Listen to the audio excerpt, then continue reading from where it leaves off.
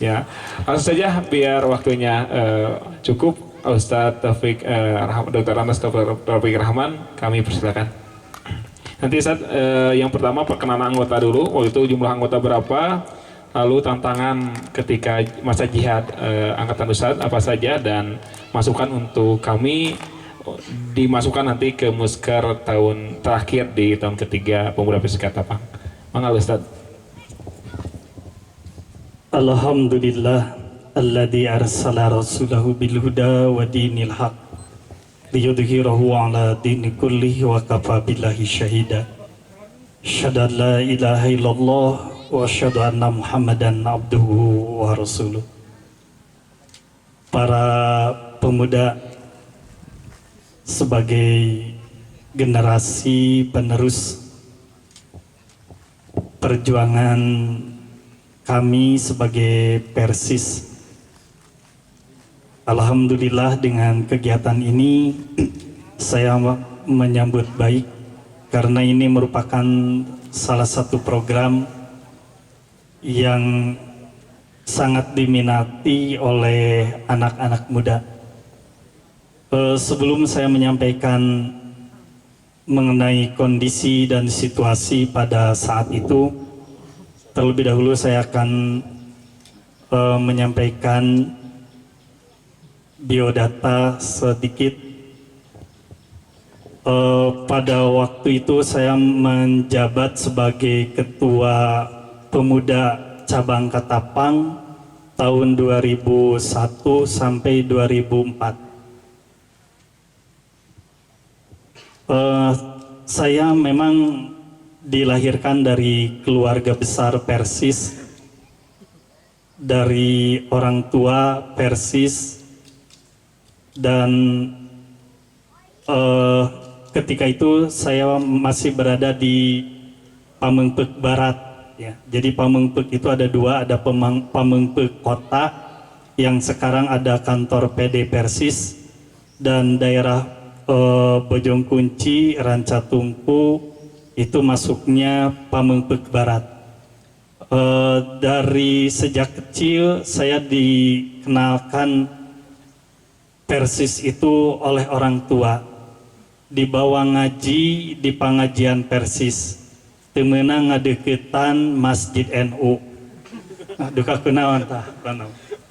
Makanya saya tidak kenal pelajaran NU kecuali pada waktu SD diajar dipaksa kudu nawaitu saumagodin, jeung salat ge kudu aya nawaitu. Setelah itu tidak lagi, karena saya langsung di pesantren Pajagalan sampai 87, kemudian aktif di cabang Pamengpeuk Barat. Pada saat itu juga sudah menjadi taskil, lalu ditarik ke PD Pemuda Kabupaten Bandung, yang pada saat itu Kabupaten Bandung masuk juga pada larang, ya. Pada larang itu masuk Kabupaten Bandung, masih sangat luas jangkauannya, dan pada saat itu tidak ada HP. Jadi lamun naon-naon teh kedah ngingki. Saya 2 periode di PD Kabupaten Bandung menjabat sebagai Bidgar dakwah 2 periode. Tapi jangan digambarkan Bidgar dakwahnya seperti sekarang. Pada saat itu situasi dan kondisinya beda, jangkauan dakwahnya juga sangat luas. Kemudian saya pindah ke Katapang. Beberapa tahun kemudian saya terpilih jadi ketua pemuda tahun 2001 sampai 2004 setelah Pak Ikin, dan kondisi pada saat itu pun anggota pemuda sangat sedikit, ya. Di bawah 50 kalau tidak salah. Makanya program yang saya cantumkan pada saat itu bagaimana untuk meningkatkan kuantitas pemuda di Kecamatan Katapang.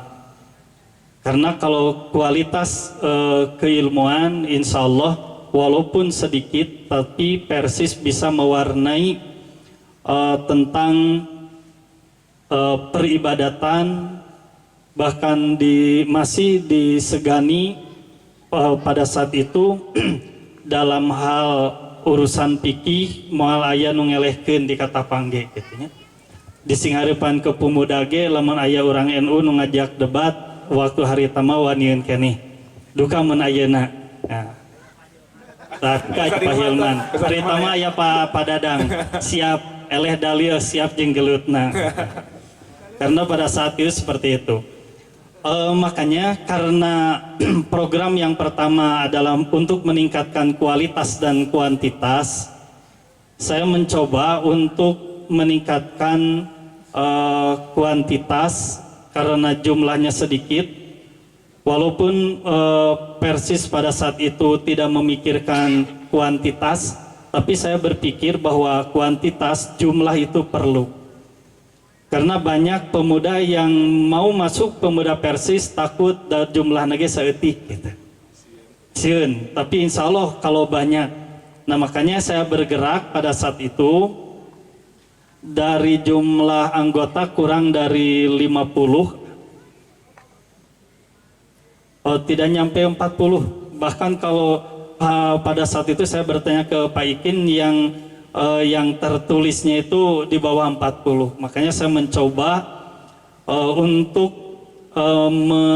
istilah barudak kayana mah melobi baheula memberen silaturahmi ke tokoh-tokoh yang memang beliau bisa mengajak terutama keluarganya atau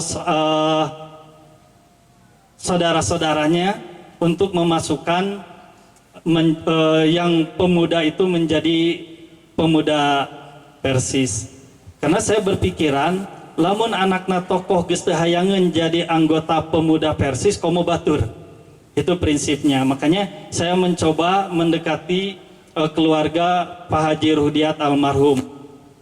Yang sekarang Pak Haji Anwar ya, keluarga Pak Haji Anwar sedekati. Kemudian makanya di situ bertambah calon anggota, termasuk Pak Haji Anwar, kakaknya Pak Haji Anwar yaitu yang di Arab, ya pada saat itu Pak Iso-nya, Pak Haji Iso masuk, kemudian Pak Dudu, itu kan tokoh-tokoh di sana. Karena saya mencoba Katapang heula gitu, karena Katapang itu sentralnya. Keluarga Pak Haji Ruhdiat pada saat itu ada 4 yang tidak mau di beat pada saat itu Bu, hanya 1 nu bungsu bunya si bungsu duka saha abdi tacan siap, tapi yang lainnya alhamdulillah. Kemudian juga keluarga Bu Haji Imas, Pak Haji saha Jainal Makmur itu juga banyak kan anak yang laki-laki saya coba dekati, alhamdulillah masuk, tapi kesininya mereka kenapa tidak dilibatkan dalam taskil atau bagaimana. Setelah saya lengser, setelah saya diganti, mereka kelihatannya tidak aktif lagi. Sampai sekarang pun di Persis tidak kelihatan. Tapi yang lainnya terus kemudian melebar. Akhirnya pada saat itu sudah 2 tahun kepemimpinan saya, anggota bertambah sampai 100 lebih. Ya. Itu Kang Tema itu anggota pemuda itu ya. Gak tahu sekarang Persis enggak. Itu pada saat itu bisa jadi benteng. Lamun aya naon-naon anu macam-macam ke pemuda sodorkeun Kang Tema gitu. Kang Tema sudah pada kenal siapa Kang Tema gitu ya. Banyak, tapi juga sekarang mereka sudah usia Persis, tapi hanya beberapa orang yang bisa di Persis.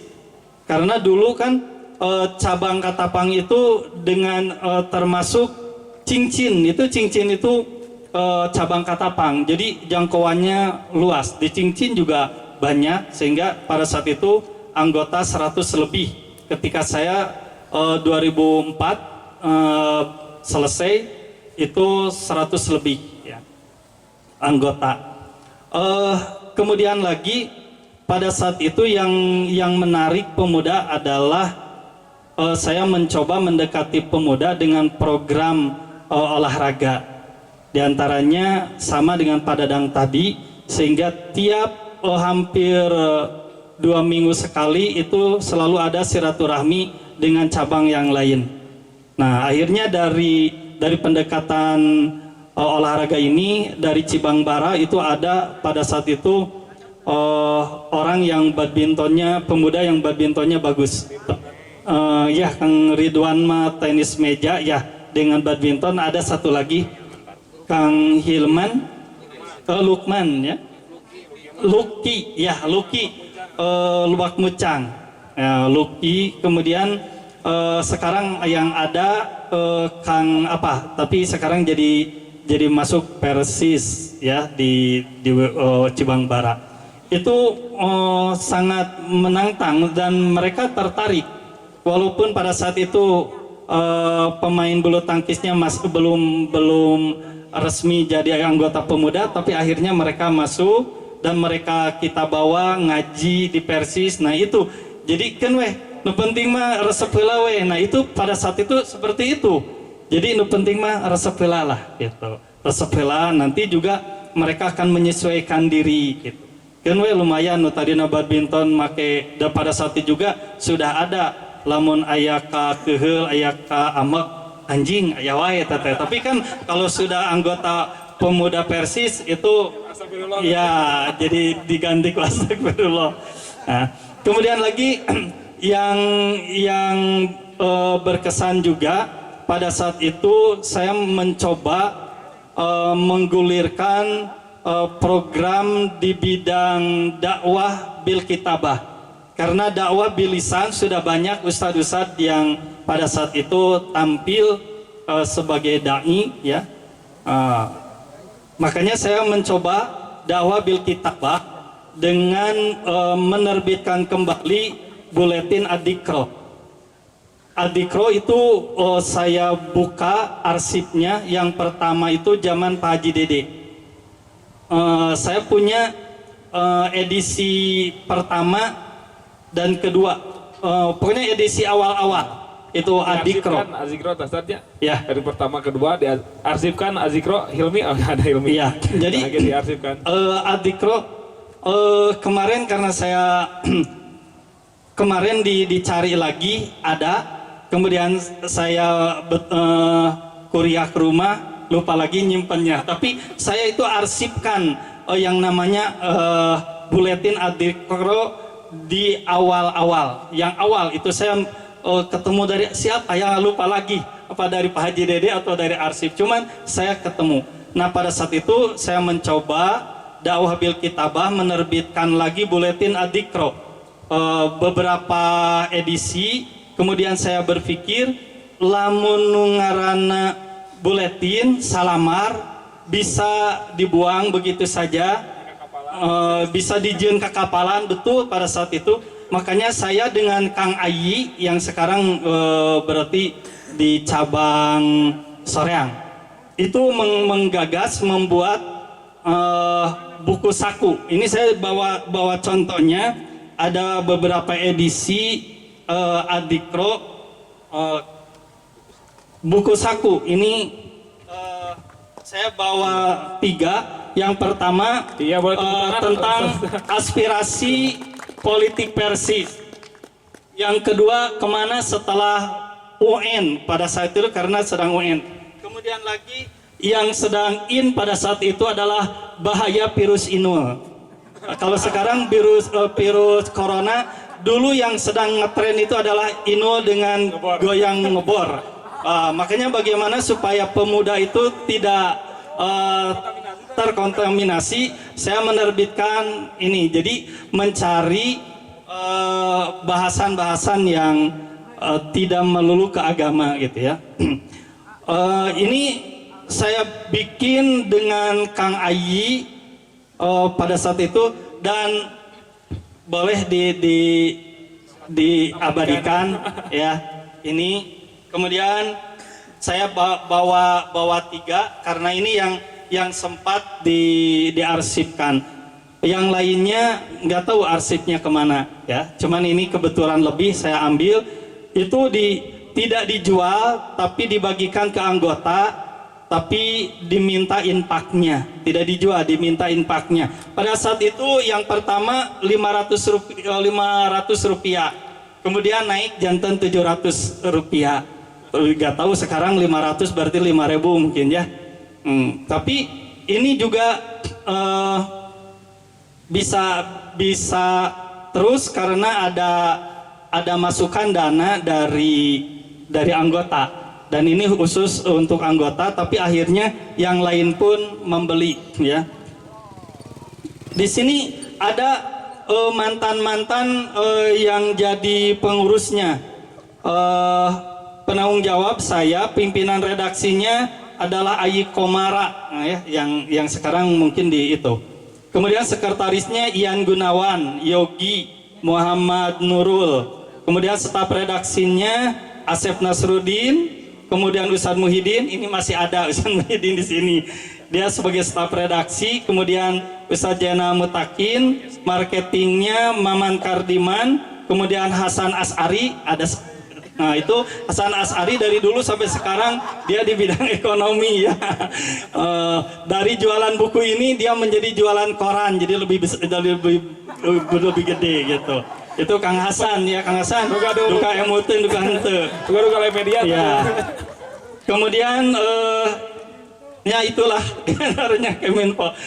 Nah itu pada saat itu Adikro. Makanya saya lihat kemudian pas kepemimpinan Pak Hilman ya Adikro menjadi lebih gebiar.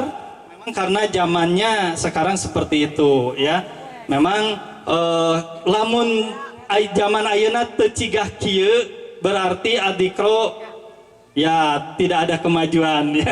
Dulu seperti ini tadi cetak ya mah di fotokopi dikeret lagi lain ke mesin ku cutter nungtutan tiap malam kalau sudah beres ngantor pemuda ya, itu ngeritan kinya ku cutter gitu.